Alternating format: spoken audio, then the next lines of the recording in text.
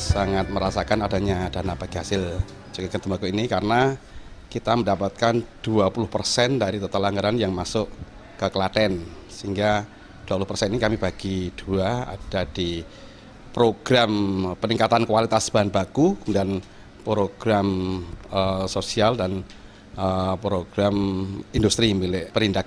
Di tahun 2024, DKPP Klaten menerima anggaran sebanyak 4,2 miliar di Klaten yang digunakan untuk 3 kegiatan, yaitu kegiatan untuk Saprodi, kemudian kegiatan untuk jaringan irigasi, dan yang terakhir adalah untuk peningkatan SDM petani. Ya, sebelum ada di BSI tentunya masyarakat kurang bisa menikmati karena tanam tembakau itu butuh biaya yang banyak, terutama di Saprodi. Pupuknya butuh pupuk yang banyak, makanya petani tembakau adalah petani yang punya uang karena memang butuh biaya banyak. Kami membantu untuk Saprodi, pupuk yang dibutuhkan yaitu pupuk ZA, kemudian pupuk NPK, dan kami tambahin dengan pupuk organik untuk Saprodinya. Kemudian ada sedikit untuk bantuan sarana berupa kendaraan roda 3 untuk 26 kelompok tani. Ya, jelas meringankan beban petani karena pupuk yang digunakan pupuk non subsidi oleh petani, sehingga kami bisa membantu petani meskipun belum semuanya karena tentunya ini bergantian, tiap tahun nanti kelompok yang satu, kemudian tahun depan kelompok yang lain, bisa meringankan petani dalam membeli Saprodi terutama pupuk. Kemudian untuk pendampingan, kadang-kadang kami mendampingi seandainya ada gangguan hama dan penyakit di tanaman tembakau. Harapan ke depan tentunya kita punya harapan anggaran bisa ditingkatkan karena petani kami yang mendapatkan kegiatan ini belum ada sepertiga. Jadi masih sekitar 26-27% petani dari semua petani yang ada di Klaten dalam satu musim. Sehingga kalau anggarannya ditambah, nanti bisa mendapatkan yang lebih banyak untuk petani-petani yang lain. Sebenarnya kalau potensi itu Klaten punya potensi semua. Karena sekali lagi saya sampaikan, petani tembakau adalah petani yang berani.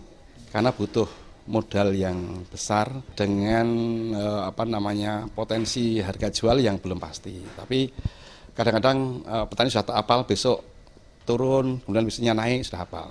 Itu petani-petani yang tembakau di mungkin Rajangan yang Aspan, yang di daerah kita ada di Terucuk, di Ceper, dan sekitar itu harganya stabil. Dan ini cenderung naik semua, sehingga kesempatan yang bagus untuk nanam. Dan sebagian petani di Terucuk, Ceper sudah mulai tanam tembakau, ada beberapa tanaman palawija yang kemudian berubah menjadi tembakau. Saprodi untuk pupuk kami sudah mengirimkan, pupuknya itu NPK, itu total anggarannya untuk 340 hektar, kemudian ZA juga 340 hektar, dan untuk pupuk organik juga seluas itu. Kemudian untuk bantuan roda 3 itu kami pilih kelompok tani sebanyak 26 kelompok. Kemudian untuk pelatihan ini diadakan oleh bidang penyuluhan, itu berupa pelatihan budaya tembakau ke beberapa kelompok tani. Kemudian untuk jaringan irigasi ini sudah direncanakan sepanjang 1.950 meter. Kecamatannya hampir semua wilayah yang ada tembakaunya bisa mengajukan. Untuk tahun ini kita ada 21 kecamatan. Jadi hampir semua termasuk di Juwiring yang kecil itu bisa mengajukan. Jadi bisa dapat alokasi dari dana cukai tembakau ini. Sesuai dengan PMK 215/2021 bahwasanya kita hanya mendapatkan alokasi 20% dari anggaran yang dikirimkan ke kabupaten.